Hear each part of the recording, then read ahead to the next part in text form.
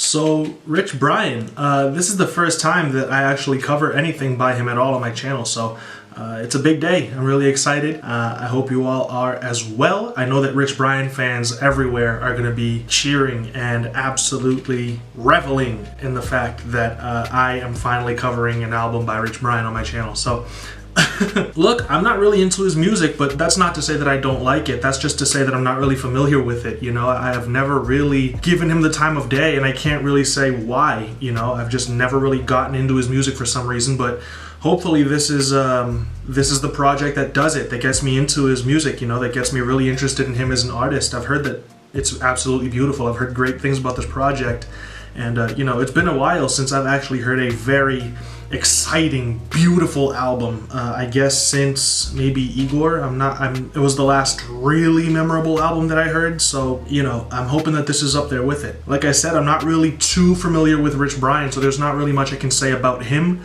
I'm just excited to get into this project, and so I'm not going to waste your time with this introduction. My name is Doug, by the way. If you're new to the channel, welcome. I'm glad you decided to stop by and watch the video. Yeah, we're going to be jumping into this project. The first track is The Sailor. Let's get it. I didn't know this thing's come in the form of a best friend. Who you faking for? You ready for your lights, camera, action? This ain't trade paying for the shit. Made so much money, I forgot about like who paid for the shit.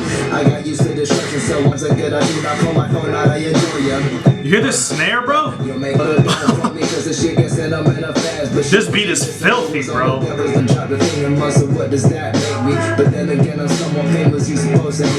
Hey. He gets hurt, then what's the fun? All right. That was awesome. Woke up this morning, went outside and felt the breeze. Those violins are speaking to me, bro. Came up right next to me. I'm getting a Queen vibe from this.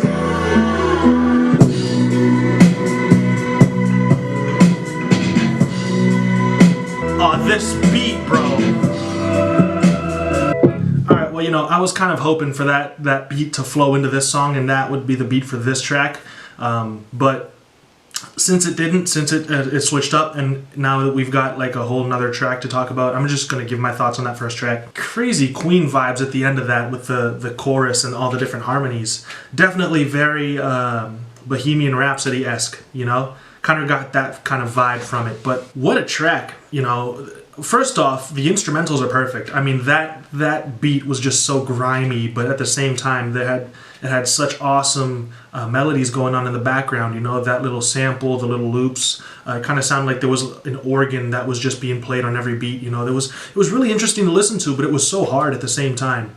Pause. That snare was so gritty. It definitely gave me a very old school boom bap feel, and he was rapping on that thing, man. He was doing really well in that. Like I said, I'm not too familiar with him, but I do know that this guy can rap. I wasn't extremely surprised by that, but I still got, you know, I still caught a couple of the bars. A lot of them probably went over my head, but, you know, it is the first listen. But he was rapping for sure on that, and I was really impressed with his ability to flow on that beat as well as he did, for sure. I love the instrumentals, though. I think that the transition into the imagery of him walking down to the corner store because he was hungry, buying iced tea, I mean, I could relate to that. I used to live off of Arizona's, you know? And it seems like it introduced the concept of the project pretty well. You know, what is the meaning of life? Where do we go when we die? What is the meaning of life if a moment can end in the blink of an eye? It feels like, you know, that open your eye is going to become a theme for this project, so I'm going to be keeping an eye out for that, pun intended.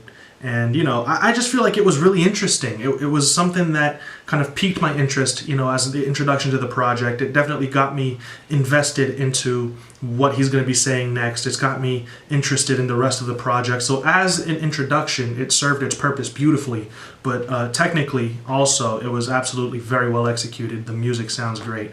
And his verse was pretty dope. So track 2, Rappa Pappa featuring RZA. Let's get it. The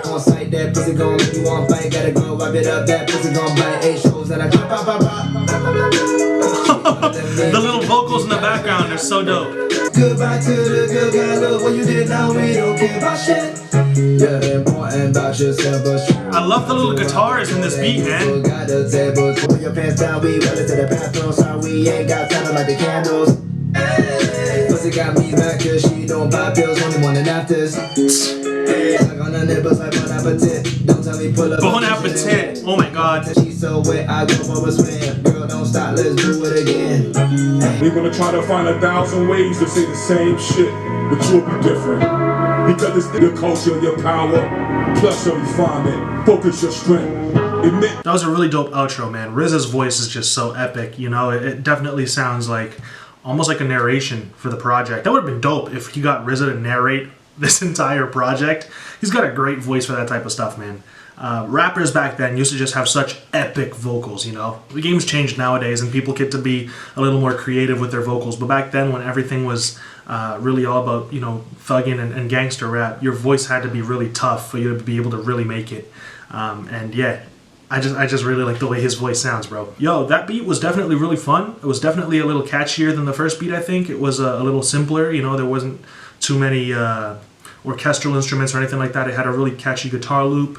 Some really cool vocals, man, from Rich Brian, especially during the hook when he got a little bit melodic, you know, getting into actually the higher pitches too, getting into a little bit of a falsetto there. That was pretty impressive. Sounded great in my opinion, you know. I think he did really well there. Talking about the sex life, you know, of being famous, and apparently he got hurt at one point, and so he says, look what you did, the good guy is gone now, I don't really care about anything anymore. And so basically he's just wilding out and doing everything that he's basically enjoying sex as much as he can with as many different people as he can because he got hurt in the past at some point. That's what I'm getting from it.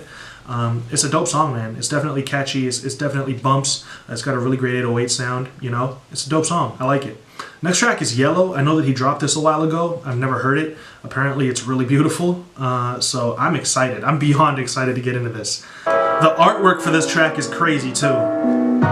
Like he's gold and all that. It's pretty dope. How do I disappear? Bottle full of liquor, I'm a job tonight. Legend of a drink the day myself. I can't remember when I last. The versatility is so impressive. The blood is on my hands, they see the do or die. Whoa, and the strings too.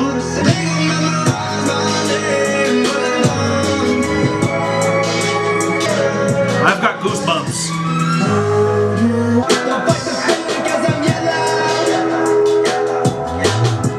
Don't need no ice, feel like I'm 21. Hey. She goes 50 stages and no 50 stage bitch. I did it all when I'm not pointing at everyone. So they're the only ones. I love these arrangements.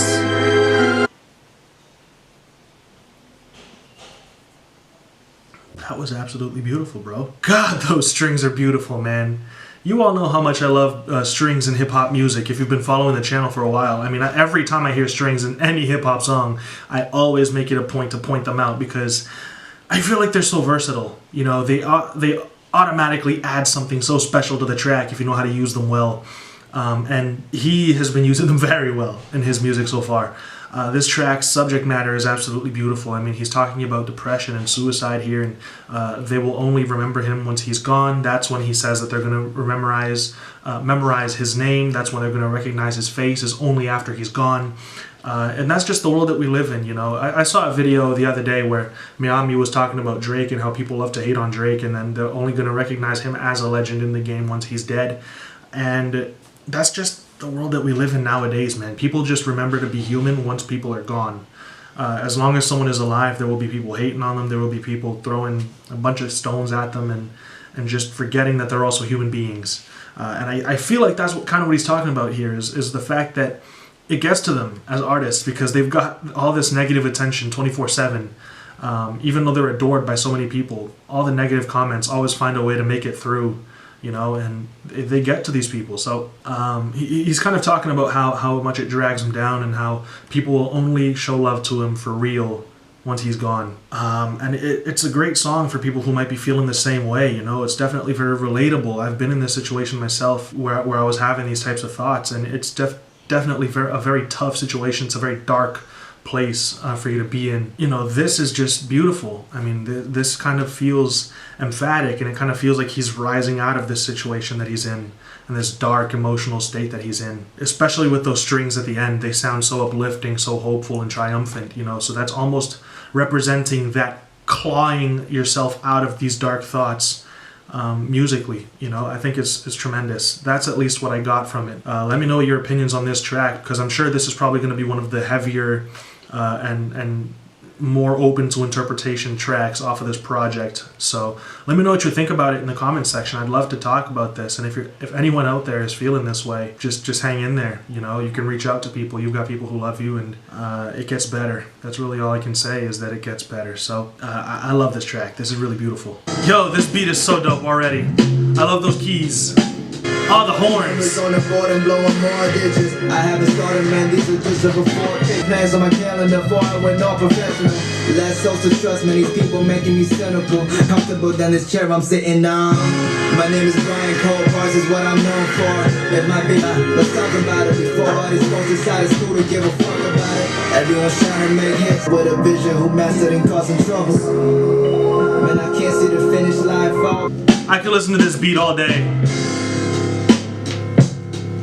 All right, that's okay.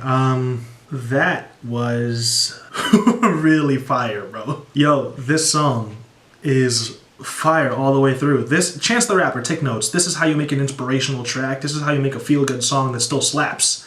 All right, you don't have to be corny and cheesy in order to talk about positive stuff. You know, he here is providing a positive message. He's being a positive influence for people who are looking up to him. He is talking about inspirational stuff. He's talking about motivating other people to be the best that they can be in a way that slaps and is not corny or cheesy or straight up bad. You know, this is a great song, man. This is really, really good. I've got nothing negative to say. It's not long enough. That's the only thing. It's 4 minutes and 30 seconds long. Those of you that have been watching for a while know I love my shorter tracks, shorter projects in general, but I could listen to just this beat for a whole nother like minute and a half, 2 minutes. Guys, that was really good. I'm sorry, I'm repeating myself, but that was really, really good. Wasn't he like a meme at one point?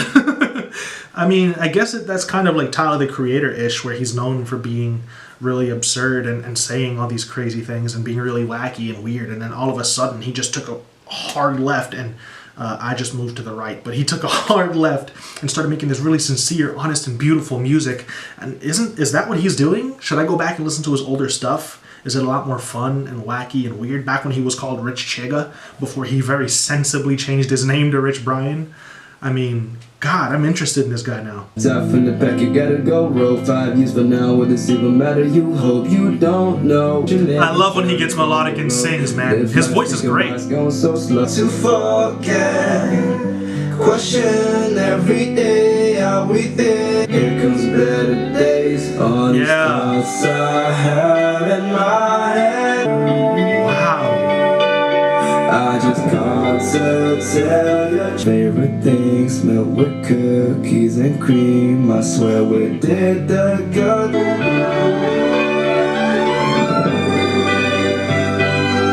I love that this isn't a hip-hop track. This is a beautiful... Is this pop? This is a beautiful song, man. This absolutely is just sensational. You know, it reminds me of Waste and Summer by Brockhampton. Very dreamy vocals, guitars, you know, very little drums, strings, beautiful instrumentals. Just feel good music, man. This really feels like a great song to vibe to. It doesn't feel like he's trying too hard to fit into this style of music or to create this beautiful music. This feels very genuine, very authentic. It feels like he's in his element. It feels very natural. It doesn't come across as somebody who is trying too hard to fit into another genre or to be versatile. He just is versatile, you know? I love hearing these tracks from him, you know? This is great.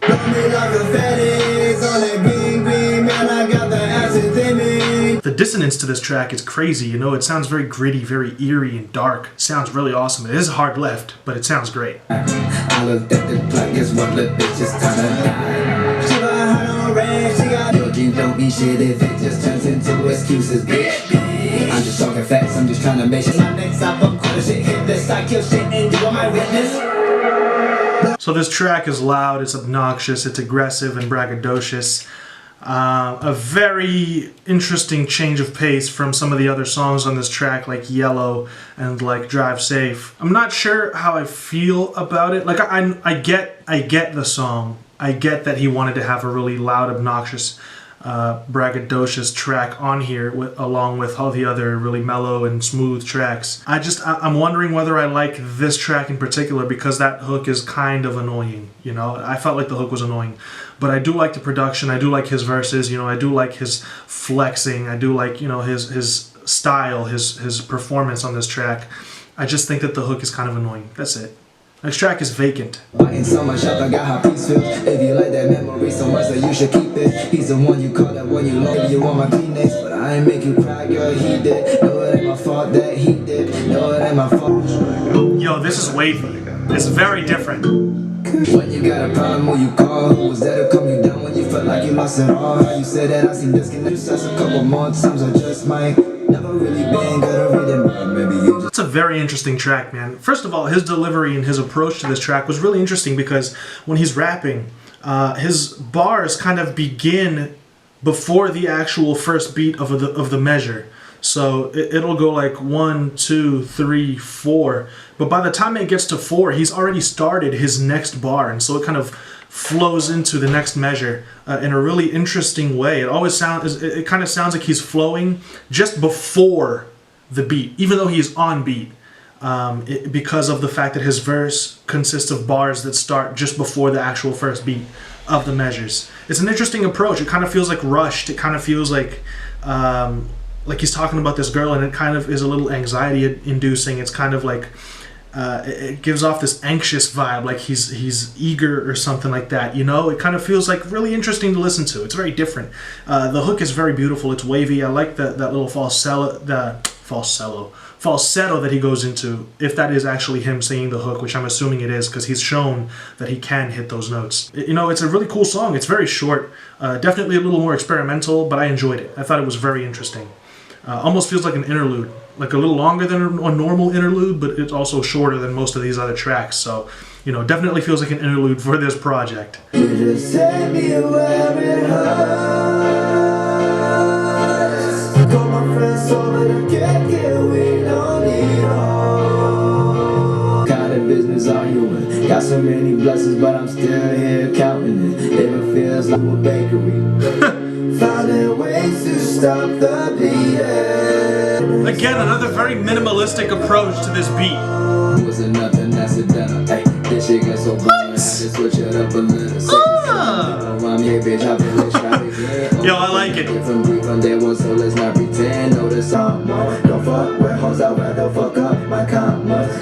Yo, this flow sounds familiar to me. I really like that beat switch up. You know, I really like how bouncy that second beat is and how he's kind of flexing on this girl that hurt him. And so it definitely fits with the instrumentals. The first half of the track is kind of like him saying how he's just going to distract himself by hanging out with his friends, by watching the game, drinking some beers. And so it's kind of like a little more relaxed. But when he finally starts flexing on his actual ex that broke his heart, the beat kind of gets a little more aggressive, definitely matches his tone, his delivery, what he's saying on the track.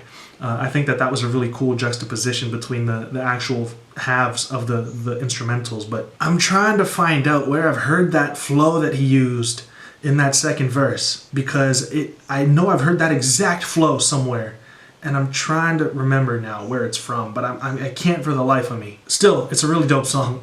It's a really great song, man. I liked it. It was fun. Next track is 100 Degrees. Alright guys, after like 10 minutes of thinking and going through songs in my head, I realized that flow was familiar to me because of Pull Up and Wreck by Big Sean, where he goes like, me and Lil Metro, rockin' new retros, or even in the hook, you know, pull up and wreck, yeah. Rich Brian went into that same flow for that second verse. And I'm not saying that he took it or that he stole it or anything like that. I'm just saying that's where I recognized it from. It's probably a flow that's been used before that, but I recognized it because of the Big Sean song.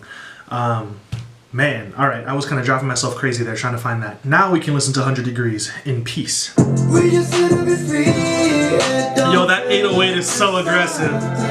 Fuck it, we gon' do it cause we want to. Days pass by, now we playing by our own rules. Chase like pretty, we bad boys like Daddy.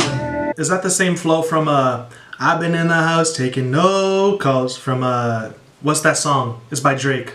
Oh my god. I could never ever let the streets down. 10 bands. That's what it is. Yeah, same flow. Again, you could kind of see the artists that inspire him. You know, it's really dope whenever you can take those parallels between two different tracks that really have nothing to do with one another, but still finding some similarities between them. It's really dope. This is gonna get tons of radio play. All the shit we do when the sun's down, playing around. All you hear is bad sounds, turning up. Say she wants some more, keep it on the low, low. Hey, keep my feet up. So he definitely made a pop, radio-friendly track. I'm not mad at it at all. This is really catchy. It's really fun. It's got a fantastic summer vibe. And we're still heading into August, so there's still plenty of summer days to go around and listen to this song with the windows down and the wind in your hair or whatever. That's always the kind of image that pops into my head whenever I hear songs like this, is just driving around, having fun. This track is great. You know, it's got that perfect vibe for the summer. He made a really cool, fun-sounding pop track. I mean, it's going to get tons of radio plays. You know, it's going to be super popular with the mainstream people, the mainstream audience. I'm not mad at it. It's also only really 2 minutes and 47 seconds long. So even if you're not a real fan of this song in particular, you can just let it play through. Because it's not long at all. You know, you don't necessarily have to skip it. You can just let it play in the background. Next track is Slow Down Turbo. Really creative uses of keys and synths in this project so far. Why does this remind me of Earthquake? Something about those high-pitched vocals. That's probably it. When I shoot, and they gon' get a top fame. Ooh, she bad, and she always tryna rendezvous like Beyonce. I love that sample, man. Shit, and fuck, I gotta kill.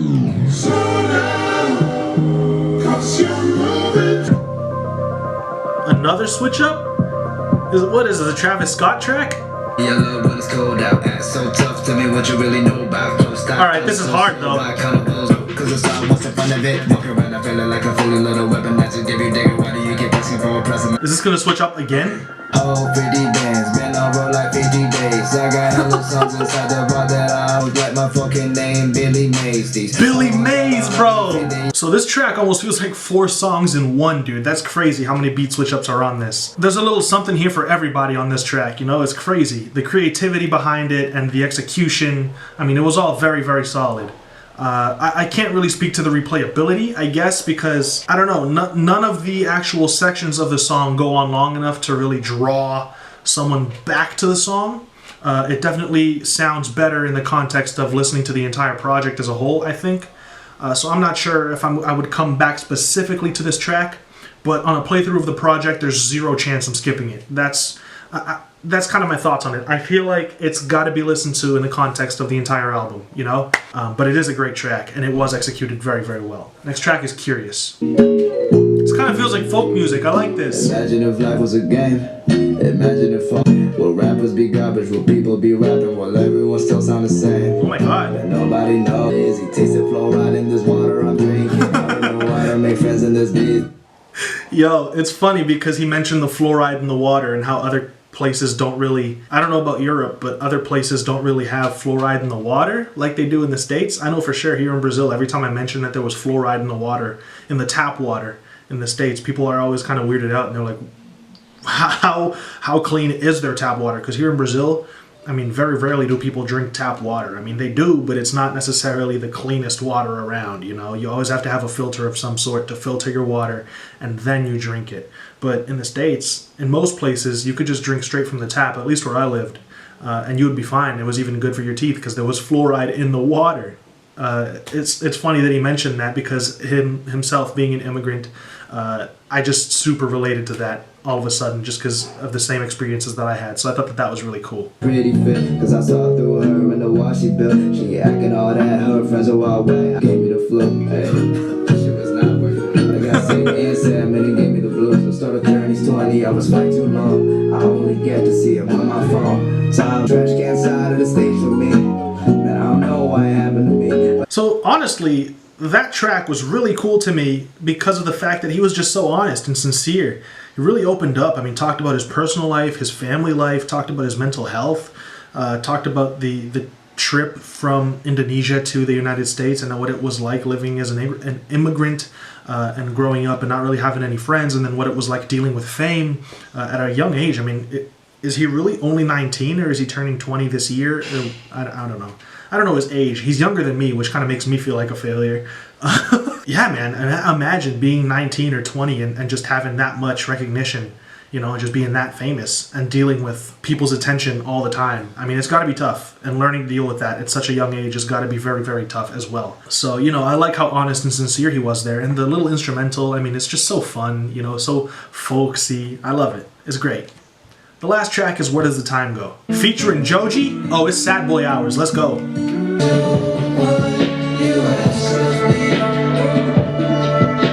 All the things that I tell myself make it sound worse than how it really goes. Man, I've canceled Uber so many times that I made up to lose. Since 2017, all those memories remind me to fuck my enemies. You not that important. I can't do what you ask of me. I just like all my heroes that I never met, but I think I'll just settle now. Something to believe in. These guitars are so great, bro.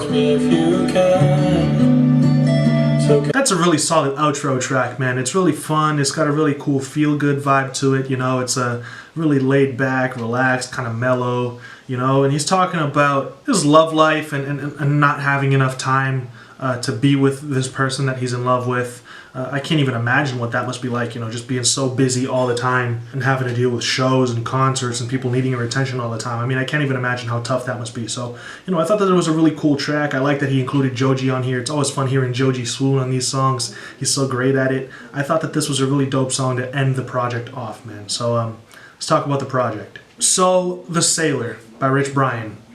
Definitely one of the top projects of the year. You know, it's definitely going into my album of the year playlist. I've got a playlist on Spotify where I listen to all the songs that I have in album of the year contention.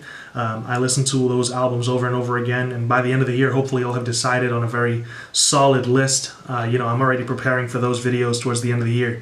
And this is definitely going to end up on there, so that's already a good sign. I thought that this was tremendous. It was a really fun listen. It was very interesting to see his versatility. I love when he sings, honestly. He could definitely be one of those new melodic trap rappers. But he also comes with bars, so he's also a very lyrical rapper. He's also a great pop singer, you know, so he does it all. I mean, he's got a great sound to him.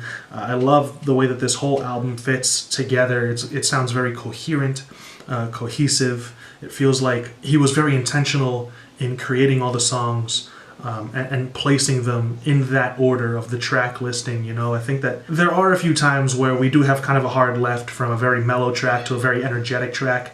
And those are a little abrupt, but I mean, just that range from having super aggressive, hard-hitting songs and very mellow, relaxed tracks automatically means that at some point you're going to go from one to the other, and it's going to feel a little like a hard left. So, you know, I can't get too mad about that, but I think that this project is great. I thought that it was really well put together. I think that the mix on it is very clean all the way through. Like I said, his performance is great. I love the way that he sounds on this, you know, from his verses to the singing to the background vocals and the falsettos, the high notes. I mean, all of it was great. The features on here are dope. I love the folk feels. I love that the hard trap beats. I love the vibes to this project through and through, man. So this is a very fun listen, man. If you haven't heard this, definitely go check it out. I'm very interested in Rich Brian now as an artist. I will probably go back and listen to his other projects and make videos on those. I have a lot of videos to get to, though, so I know that from now on you're probably going to be hounding me in the comment section asking for more Rich Brian videos. But, you know, I'm going to try to get to him. You know, I'm very interested in him as an artist because of this project, which is also a very good sign. Thank you all so much for watching the video. If you enjoyed it, let me know in the comment section. Let me know what you thought about this project in the comment section as well. If you're liking the content that I'm producing on the channel, consider supporting me on Patreon. That'd be the best way for you to show some support, because YouTube has been taking down and copywriting videos left and right, you know, and I make money off of this. It helps me feed my family, my wife, helps me to pay off my wedding. So showing some support on Patreon definitely helps to keep this channel alive and running. You can also follow me on my social media, like the videos. I mean, you know how to show support, you know, on YouTube. You're not new to this. So thank you all so much. The support you've been showing so far has been tremendous. I'm really appreciative. I will see you all in another video very, very soon, guys. So until then, stay safe. Peace out.